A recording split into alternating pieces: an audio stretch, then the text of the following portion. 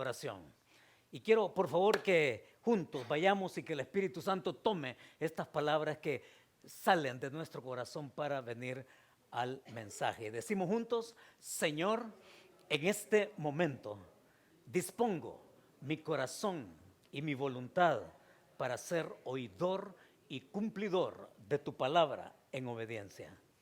Guíame con tu Espíritu Santo para ser transformado a la imagen de tu Hijo. Y decimos: amén.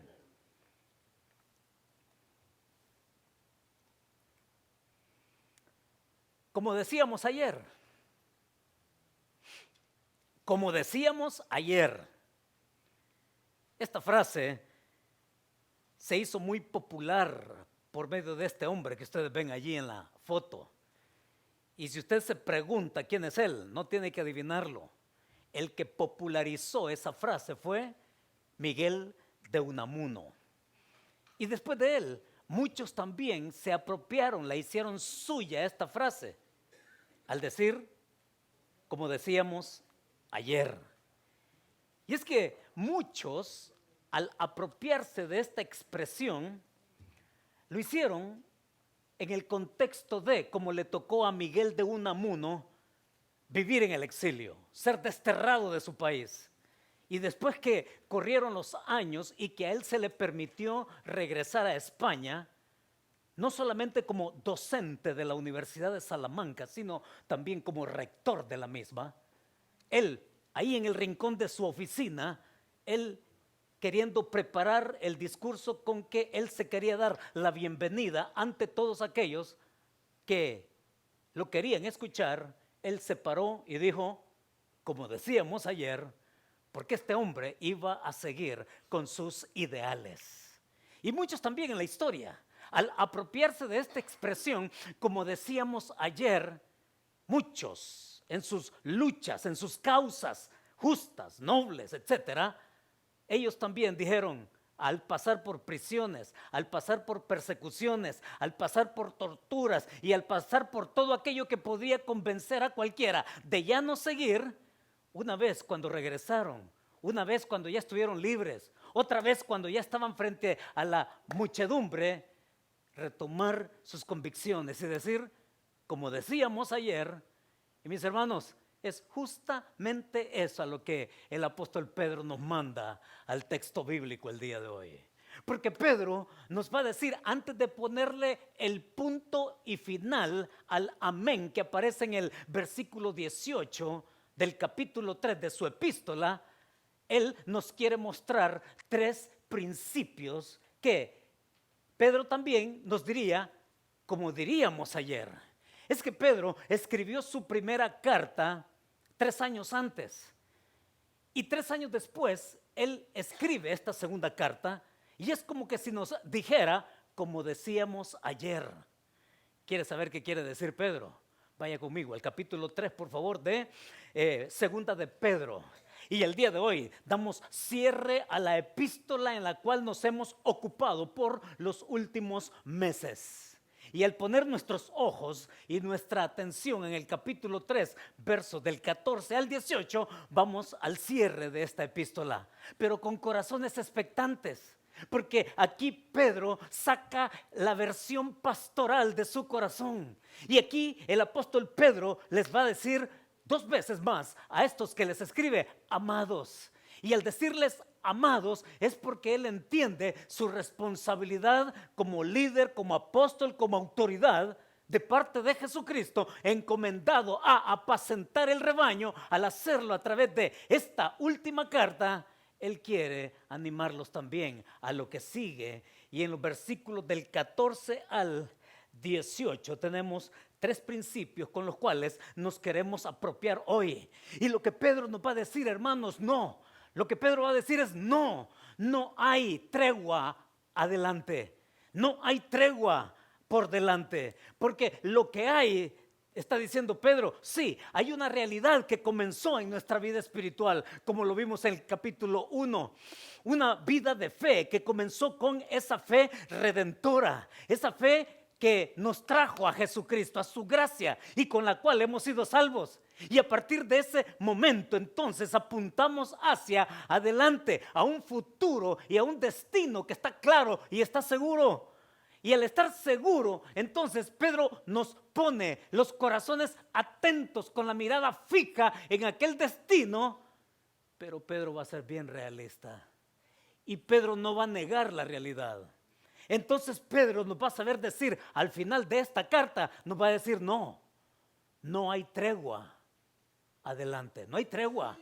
En el presente tenemos que estar listos. Como decíamos ayer, diría Pedro también, en el versículo 14 al 16 encontramos el primer principio. Y pongo sus ojos allí en el versículo 14 para leerlo. Note cómo comienza entonces Pedro a desplegar el primero de los tres principios que él quiere dejarnos hoy. Tiene sus ojos puestos ahí en 2 de Pedro 3:14. Hermanos, dice así la palabra de Dios. Por lo cual, oh amados, estando en espera de estas cosas, procurad con diligencia ser hallados por él sin mancha e irreprensibles en paz. Y tened entendido que la paciencia de nuestro Señor es para salvación, como también nuestro amado hermano Pablo, según la sabiduría que le ha sido dada, os ha escrito casi en todas sus epístolas, hablando en ellas de estas cosas, entre las cuales hay algunas difíciles de entender, las cuales los indoctos e inconstantes tuercen, como también las otras escrituras para su propia perdición. Primer principio para que usted use su guía. El primer principio de los versículos 14 al 16, mis hermanos, caliente ahí su mano, por favor, porque ahí Pedro nos va a decir, sé diligente con aquello que no será quemado. Porque todo lo que Pedro ha explicado en los versículos anteriores, poniéndonos en el contexto del día del Señor, el día de juicio, el día de Dios, el día final, sí, en que todo se va a quemar, desde los cielos hasta la tierra y todo lo que hay entre ellos, hermanos, todo eso va a ser quemado, ha dicho el apóstol Pedro. Y entre esa gran quemazón, todo va a ser nuevo después. Los cielos tal como los conocemos ahora, los vamos a conocer de otra forma. Sí, la tierra va a ser renovada. Y entre el cielo y la tierra todo va a sufrir una quemazón. Pero hay algo que no se quema. Hay algo que no se quema. Y lo que no se quema es esto que precisamente Pedro nos está diciendo acá. Sé diligente con aquello que no será quemado. Y usted se pregunta, ¿qué es lo que no va a ser quemado? Cuando todo lo que está entre el cielo y la tierra va a ser quemado, ¿qué es lo que Pedro propone hoy para nosotros, cristianos modernos? Mis hermanos, para que estemos alertas, con los 5 sentidos bien prendidos, porque hay algo que no se quema, ¿sí? Y lo que no se quema es esto que está acá. La esperanza del retorno de Jesucristo no se quema. Qué lindo, ¿no? Qué lindo, porque ese regreso, hermano, es una verdad que es eterna. Esa verdad dicha por el mismo Señor Jesucristo en su tiempo de enseñanza con sus discípulos, y su enseñanza y su predicación fue una verdad que no se quema. Y esa verdad entonces es firme, y esa verdad es un ancla, como la hemos cantado, ¿no? Qué linda esas frases de ese canto. Es que hemos cantado, hermanos, verdad pura ahí. El ancla que no se mueve, esa ancla que es firme, esa ancla que no es turbia, que no se enturbia, esa palabra de Dios es fija en nuestro corazón. Entonces, la esperanza en el retorno de ese Señor no es variable. Esa esperanza de esa verdad no se quema. Y allí note dónde es que Pedro hace alusión a esa venida una vez más, porque ahí en el versículo 14, en la primera parte, después de llamarles amados, estando en espera. ¿Recuerda usted qué significa esa palabra espera? Esa palabra espera tiene que ver con alguien que está viendo adelante, sí, que está haciendo y llevando su vida, ocupado en muchas cosas, tal cual nosotros nos ocupamos a diario, trabajando, estudiando, enfermos, sanos, en casa, haciendo todo lo que conviene día a día, pero haciendo lo que hacemos como hijos de Dios, estamos allá pendientes de que ya va a pasar. Y él en el versículo 14 dice: de estas cosas procurad con diligencia ser hallados. Es que él viene al encuentro con nosotros. Una vez más, Pedro enfatiza y subraya la venida del Señor Jesucristo. Hermanos, el encuentro firme de esa verdad eterna que no se pudre, de esa verdad eterna que es fija, y que esa verdad, en ese retorno, en esa esperanza que el Señor nos ha dado en Él, esa verdad no va a ser quemada, como lo otro también que encontramos en estos versos que hemos leído. No solamente la verdad no va a ser quemada, es que también su santidad, óigalo, su santidad, no digo la santidad de aquel que está allá en Italia, no, la suya y la mía, la santidad de la verdad que Cristo dijo que hemos de ser transformados, tampoco eso se quema. El que usted y yo vayamos en esta vida, ese carácter, esa santidad es inextinguible, esa santidad no se quema. El que usted venga como lo oramos cada domingo en nuestro mensaje al principio, para ser formados a la imagen del Hijo, eso no se quema. La transformación que usted va obteniendo a lo largo de su vida, cuanto sea que dure, eso no se quema. Nuestro cuerpo se puede quemar, nuestro cuerpo va a morir, nuestro cuerpo puede podrirse incluso, pero lo que no se pudre y lo que no se acaba y que es inextinguible es la santidad que usted desarrolla con el Señor. Y hermanos, esa es una bendición, porque dice aquí sin mancha delante de Él, sin mancha, irreprensibles, en paz. Y esto es un eco de lo que también el apóstol Pablo escribió a los Efesios, capítulo 5. De tal manera, dice, que ese Cristo glorioso, que fue otro de los grandes temas favoritos del apóstol Pablo, fue la venida de Jesucristo, y que seamos hallados en Él, dice Pablo a los Efesios, sin mancha, ni arruga, ni cosa semejante. Es que, hermanos, lo que anhela el Señor en nuestro caminar y en nuestro peregrinaje acá es santidad. Mientras caminamos acá, con todo y lo que usted sabe que debe de ser transformado. Oiga, usted ni se imagina cuánto yo necesito ser transformado. Le aseguro que si usted vive conmigo un mes, hasta ahí llega. Y usted diría, a este hombre le falta. Si yo no sé cómo es que mi esposa me ha aguantado 30 años, en serio.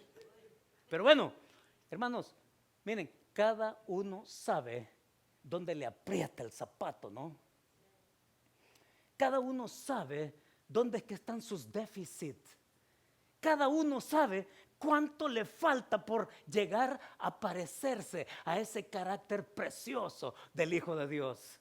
Sí, es que todos, aún a pesar de eso, sí, aún a pesar de eso, son arrugas y son manchas que nos vamos planchando y que nos vamos quitando hasta verdaderamente lo que es eterno. Pero mientras avanzamos, esa santidad tampoco se extingue. Así que, hermanos, aquí Pedro nos habla del carácter desarrollado, del carácter que Dios quiere seguir cambiando. Por muy difícil que nos parezca o por muy difícil que nos consideremos, el Señor tiene el poder para cambiarnos, así como cambió nuestro estado de condenación a salvación por la fe en su Hijo.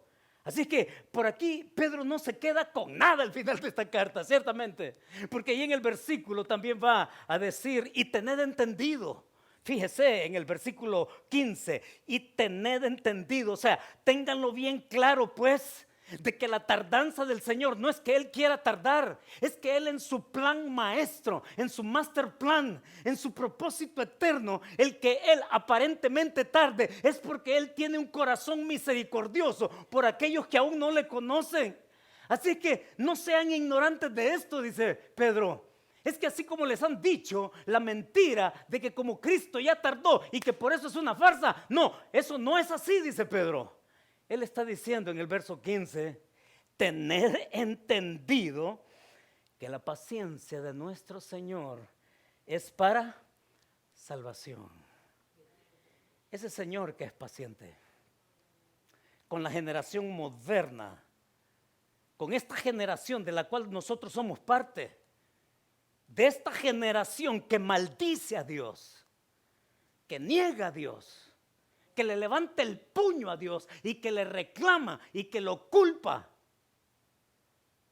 Ese Dios es paciente para que todo aquel que tiene ese corazón rocoso, ese corazón corroído por el pecado, Dios le sigue dando oportunidad para que se arrepiente, porque ese es su deseo.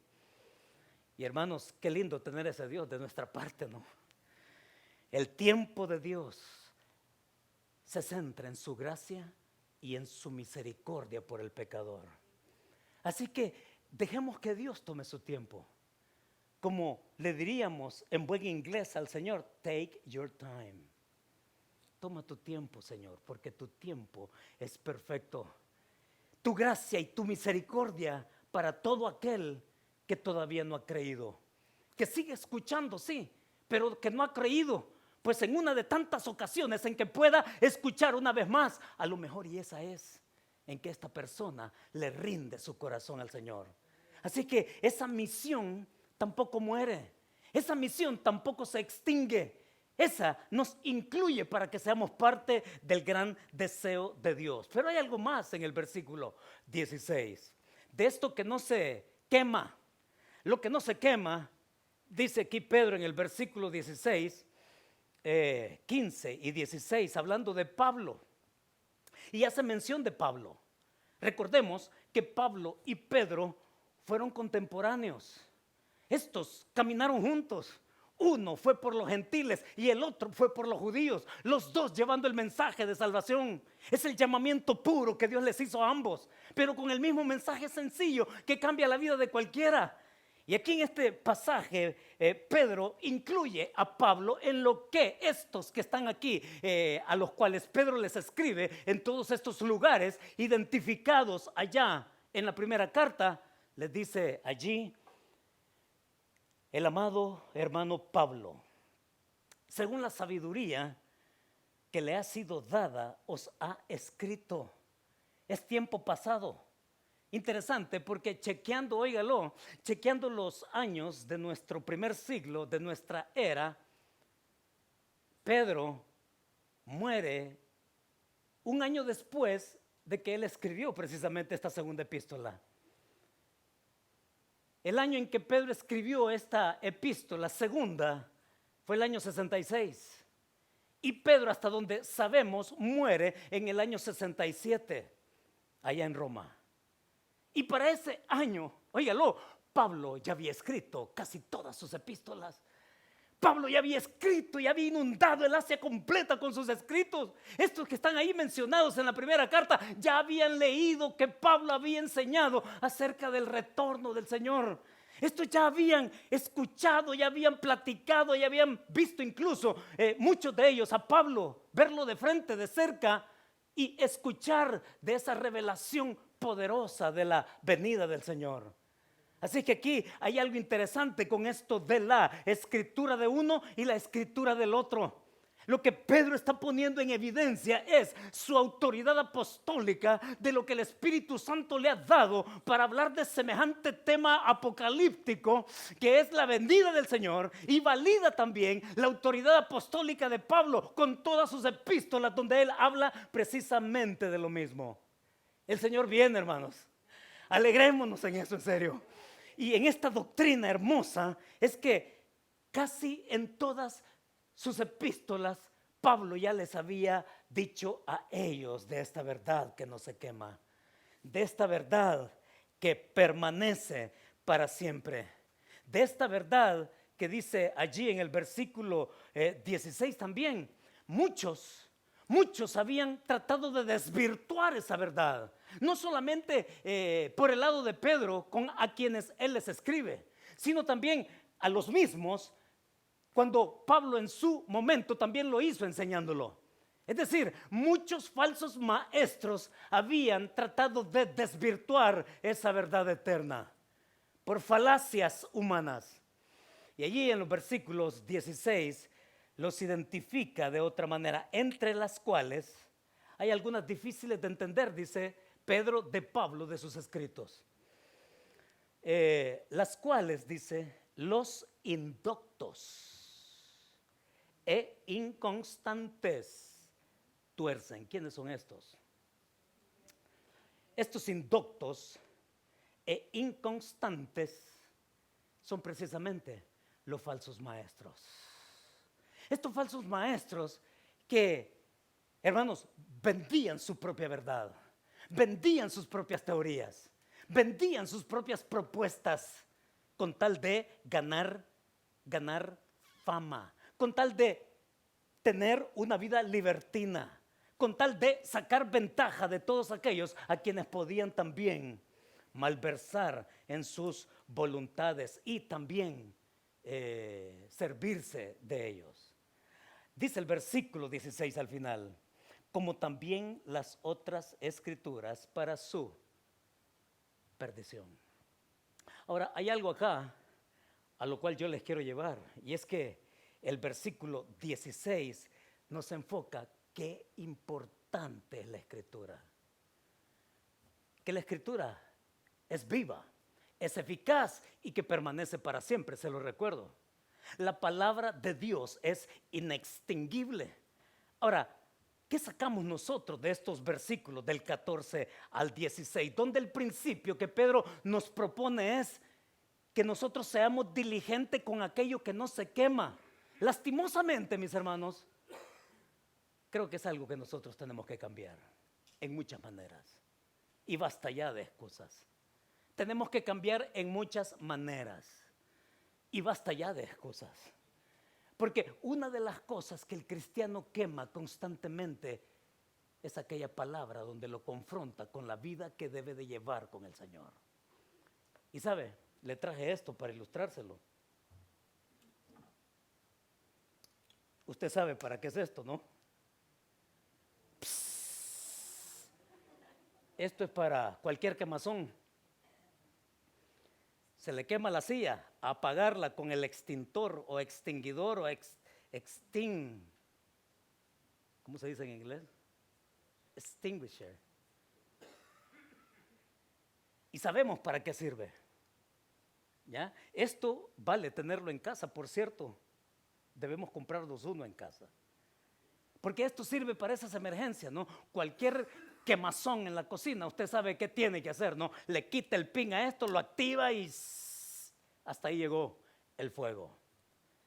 Y muchos cristianos hacen eso en la vida espiritual. Porque muchas veces nos volvemos, ¿sabe cómo? Nos volvemos selectivos con aquello que yo quiero de la palabra de Dios y no toda la palabra de Dios. ¿Se da cuenta? Venimos nosotros y cuando el Señor nos confronta con nuestro pecado, no, eso no me gusta. Apagamos eso porque yo no quiero eso. Cuando la palabra nos habla del compromiso que Dios quiere tener con nosotros, ¿no? El fuego de Dios, su presencia donde al quemarnos nos transforma, pero no, tampoco eso lo quiero. Queremos lo conveniente. Yo quiero a ese Dios que llena mis necesidades nada más. No, yo no quiero esa parte de la Biblia donde me dice que yo tengo que tomar mi cruz y seguirlo. No, eso no lo quiero. Y muchos cristianos van por la vida día a día, ¿sabe qué? Viviendo un cristianismo preferencial. Así, lo que me conviene sí, lo que no me conviene no. ¿Ya? Y vivimos también como bomberos, apagando de la Biblia lo que no tiene que ver con lo que el Señor desea de nuestro corazón. Así que aquí el apóstol Pedro nos está diciendo, escuchan a Pablo, les dice, y también tomen en cuenta esta escritura que les está poniendo acá en su epístola. Y no solamente ni a Pablo, ni solamente a mí, sino todas las escrituras, dice acá el apóstol en el versículo 16 al final, también las otras escrituras. Porque los falsos maestros, ¿saben qué hacen? Ellos toman toda la escritura para tergiversarla, para enturbiarla, para torcerla. Ellos sí usan toda la escritura. Lo irónico es que el cristiano usa aquella palabra que solamente le conviene. Y Pedro está diciendo, también tú tómate de toda la palabra. No te vuelvas indocto. Un indocto es un ignorante de la verdad. Y precisamente nadie puede hablar y enseñar de la verdad cuando no la posee. Y así son los falsos maestros. No seas indocto y no seas tampoco inconstante, dice. Inconstante, la palabra inconstante acá, eso también afecta a muchos cristianos de nuestro tiempo. Porque la palabra inconstante tiene que ver con alguien que es fácilmente persuadido de una manera o de otra. Eso significa la palabra inconstante, que es distinta a la palabra firme, a la palabra eterna, a la palabra que es ancla, como lo hemos dicho y como lo hemos cantado. Eso es lo opuesto de una persona que fácilmente se deja persuadir a través del engaño de distintas maneras. Creo que estamos llegando a un cierre de año, hermanos, donde como iglesia, el testimonio que queremos que esta iglesia tenga es que sea una iglesia celosa de la palabra de Dios. Y que desde este púlpito lo que se oiga siempre sea palabra de Dios. Así que a usar la palabra, no ser selectivos con lo que a mí me gusta, sino, mis hermanos, seguir a Cristo significa que por voluntad propia yo determino tomar mi cruz, porque saben, he aprendido eso precisamente al estudiar los evangelios. Es que el discipulado no es para todos. El discipulado es solamente para aquellos que lo quieren. El mismo Señor Jesucristo así lo afirmó. Si alguno quiere, dijo. Sí, a ninguno obligó él a que lo siguieran. Si alguno quiere, pero el que quiera venir en pos de mí, el que quiera. Hermanos, seguir a Cristo no es para cualquiera. Y esto lo pone y nos confronta directamente a cada uno de nosotros acá. Porque realmente debemos de preguntarnos, ¿estoy siguiendo yo a Jesucristo? O también yo me he vuelto a la tradición evangélica como antes éramos en nuestra tradición antigua. Seguir a Cristo es por voluntad propia. Yo decido el día de hoy tomar mi cruz en obediencia y todo lo que eso implica. Así que, hermanos, qué lindo que podamos ser parte de esta familia donde se nos invita a seguir a Cristo de una manera firme en nuestra voluntad para Él. Pedro no se va a quedar ahí. Pedro no solamente va a decir, anímense, sean diligentes con aquello que no será quemado. Va a decir una segunda cosa. Y ahí en el versículo 17 encontramos el segundo principio y dice así: así que vosotros, oh amados, esta va a ser la cuarta vez que lo menciona, sabiéndolo de antemano, guardaos.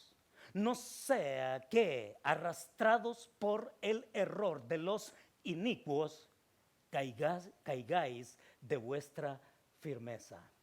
¿Cuál es el principio ahora?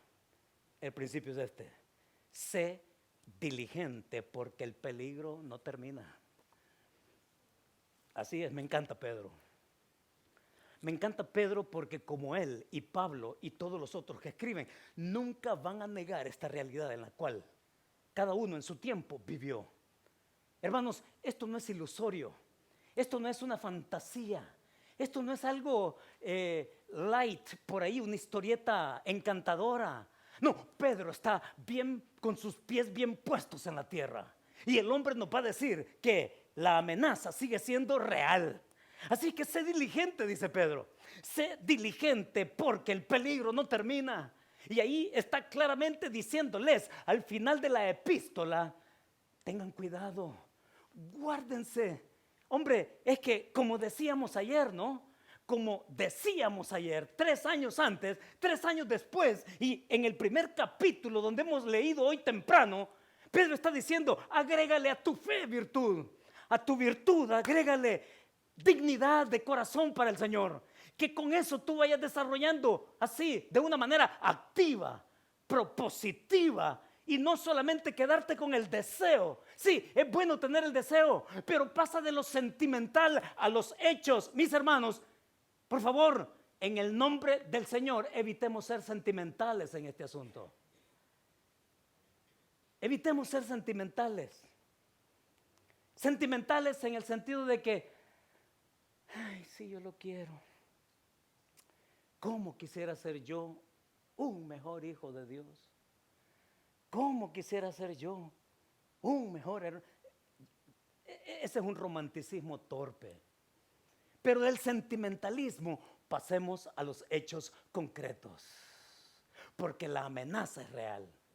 Y Pedro está diciéndonos, guardaos, sigan, estén atentos. Note cómo en el versículo 12, ahí del capítulo 1, donde hemos estado al principio, dice, por esto yo, dice Pedro, por esto yo no dejaré de recordaros siempre estas mismas cosas, aunque ustedes ya las sepan.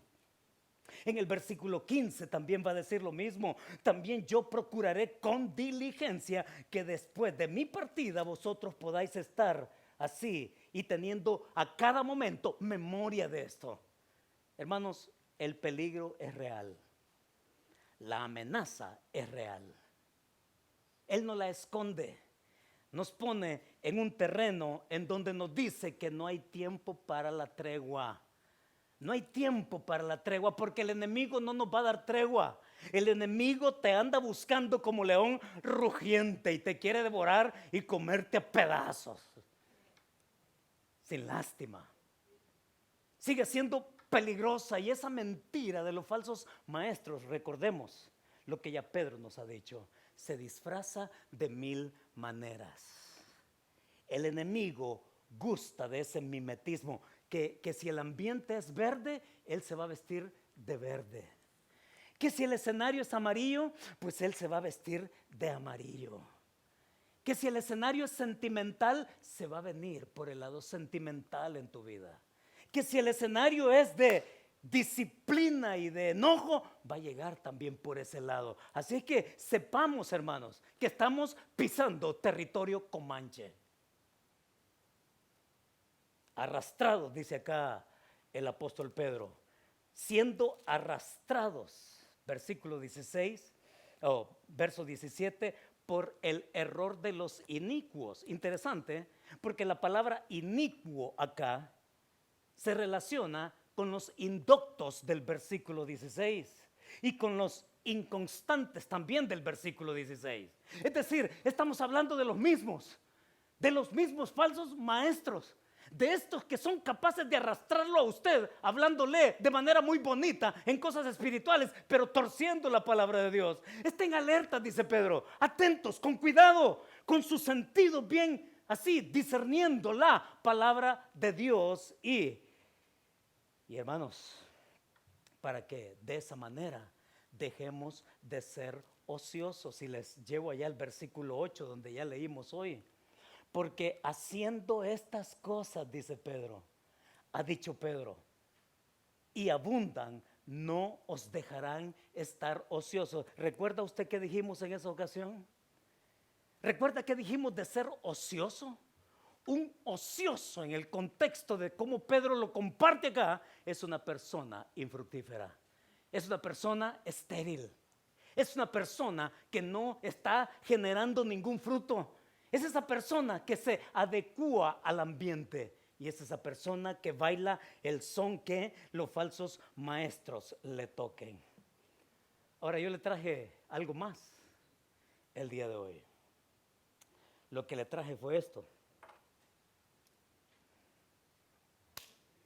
Y usted va a decir, y este pastor se nos volvió loco, hablando de lo mismo. Hermanos, porque lo que sí podemos hacer para dejar de ser ociosos es usar la verdad para apagar la mentira. Con la verdad esta en su corazón, con la verdad esta en su mente, con esta verdad que nos desafía, que es firme, que es eterna, que es inextinguible, usted pueda apagar cualquier mentira de cualquiera que aparezca por ahí. ¿Se da cuenta? Así que este es de doble filo, para que usted deje de apagar solo aquello que gusta de la palabra de Dios y evitar el compromiso, como también usarlo para que usted pueda con la verdad apagar cualquier mentira de cualquier falso maestro. Y lo último que Pedro va a decirnos está en el versículo 18. El versículo 18, quiero que lo leamos juntos, por favor. Tome su Biblia y lea conmigo en el versículo 18. Dice así, juntos: antes bien, creced en la gracia y el conocimiento de nuestro Señor y Salvador Jesucristo. A Él sea gloria ahora y hasta el día de la eternidad. Amén. Punto y aparte. Se terminó la epístola. Pero hay un tercer principio, hermanos, que no nos podemos ir sin agradecerle a Pedro por dejarnos este versículo 18 con este principio. Y lo que Pedro está diciendo allí es: eres mejor. Es que siempre eres mejor cuando no te alejas de Dios. Siempre. ¿Ya? Siempre vas a ser mejor cuando no te alejas de Dios. Aléjate de Dios y ya tú me contarás. Te alejas de Dios y vas a venir arrodillado. Y vas a venir derrotado. Y vas a venir adolorido. Y vas a venir sufriente. Y vas a venir hecho pedazos. Porque te digo algo, hermano, el mundo no te va a tener lástima. Y es que Pedro termina diciendo así: siempre es mejor cuando no te alejas de Dios. Y los detalles aquí, noten: antes bien creced en la gracia y en el conocimiento. Recordemos que desde el principio, en el capítulo 1, lo que ha trascendido vez tras vez de parte de Pedro es: creced en el conocimiento. Y mis hermanos, es que Pedro lo escuchó muy bien de su maestro allá en el capítulo 13 de Mateo, cuando Jesús contó aquella primera parábola de las que él menciona en el capítulo 13 de Mateo. Las famosas parábolas del reino. La primera parábola, usted sabe cuál es: la parábola del sembrador, y que describe cada uno de los terrenos ahí. Y que los terrenos tienen que ver con la gente que cree, que dice creer y que no creen definitivamente. Pero lo interesante está al final de la parábola, porque los mismos discípulos le dicen al Señor: Señor, ¿y por qué les hablas en parábolas? Incluyendo Pedro ahí en el grupo, se lo recuerdo. Pedro con sus discípulos, codiscípulos ahí, le preguntan: Señor, ¿por qué les hablas en parábolas? Y miren, no quiero ser yo diciéndolo, quiero que usted escuche la respuesta del Señor. Y la respuesta del Señor es esta, capítulo 13 de Mateo. Y la respuesta del Señor es esta: Él respondiendo les dijo: porque a vosotros os es dado saber los misterios del reino de los cielos. Mas a ellos, es decir, a los que Jesús les habla en parábolas, ¿ya? A toda esa multitud que siempre lo estuvo siguiendo, a ellos no les es dado. Porque, y esto es lo interesante, hermanos, y aquí es donde tomamos la lección hoy, para cerrar bien con Pedro, porque él estuvo presente ahí. El versículo 12 dice: porque a cualquiera que tiene, se le dará y tendrá más. Pero al que no tiene, aún lo que tiene le será quitado. Y usted se va a preguntar: ¿y eso qué significa? Tiene que ver con usted y conmigo. Porque el Señor, después de contar la parábola del sembrador, ¿no?, de los que creen y de los que no creen, y de aquellos que dicen creer momentáneamente, Es que el Señor le responde, porque a cualquiera que tiene, ¿tiene qué? ¿A qué se refiere Jesús cuando dice, al que tiene, le será dado y le será dado más? ¿Qué significa eso? Hermanos, tiene que ver directamente con nosotros, en su momento con ellos y en nuestro momento aquí y ahora. Porque lo que el Señor está diciendo es que el que tiene fe le va a ser dado más que, más conocimiento de quién soy yo. Yo me voy a revelar de tal manera que van a entender aún más quién soy yo. Van a entender hasta dónde llega mi gracia. Van a entender cuánto yo los he incluido en mi plan. Van a entender esta verdad que para muchos va a ser una cosa oscura. No la van a entender porque para entender la verdad hay que tener fe en esa verdad. Entonces el Señor, hermanos, inmiscuye algo muy directo con ellos y con nosotros ahora. Nosotros que hemos creído, se nos está dando más porque a la luz de la palabra entendemos y vamos entendiendo más y más qué significa la gracia de Dios mientras transitamos por este mundo. Qué lindo es saber, ¿no?, que nuestros pecados son perdonados y que el Señor no nos va a echar en cara ninguno de los pecados porque ya Cristo pagó en la cruz del Calvario por cada uno de ellos. Y podemos seguir entendiendo esa gracia. Pero el que no tiene, dice, el que no tiene fe, aún lo que tiene le va a ser quitado. Pero el que no tiene fe, aún en lo que él piensa que lo puede hacer salvo, aún en lo que él cree que le puede llevar a ese reino del cual el Señor habla en todas estas parábolas, aún cuando la persona hoy también de nuestro tiempo piense que puede ser salvo por ser buena persona, aún eso le va a ser quitado porque eso no salva a nadie. Aún cuando la persona piense que puede ser lo suficientemente altruista para ser bueno con los demás y proveer también, no va a ser suficiente. Aún eso le va a ser quitado porque lo único que justifica al ser humano delante de Dios es la respuesta que cada persona le da al Hijo amado, al Hijo que vino, al Hijo que murió en una cruz, al Hijo que resucitó de entre los muertos. Y esa verdad eterna, hermanos, no se quema. Esa verdad eterna. Entonces, tenemos claridad en cuanto a conocer más la gracia de Dios. Tenemos más claridad en vivir consecuentes a lo que el Señor nos dice en su palabra. Lo que era bueno para nosotros, no conociendo al Señor, ahora entendemos que eso es pecado y que el Señor quiere otra cosa de nuestra vida y que podemos caminar entonces en la santidad inextinguible hasta verlo a Él en gloria, dice Pedro, ¿no?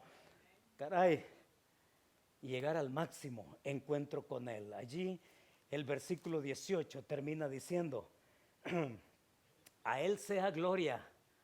¿Y cuál es esa palabra que sigue? ¿Cuándo? Ahora. A Él sea gloria ahora. Ahora, mi hermano. Ahora. Y hasta el día de la eternidad.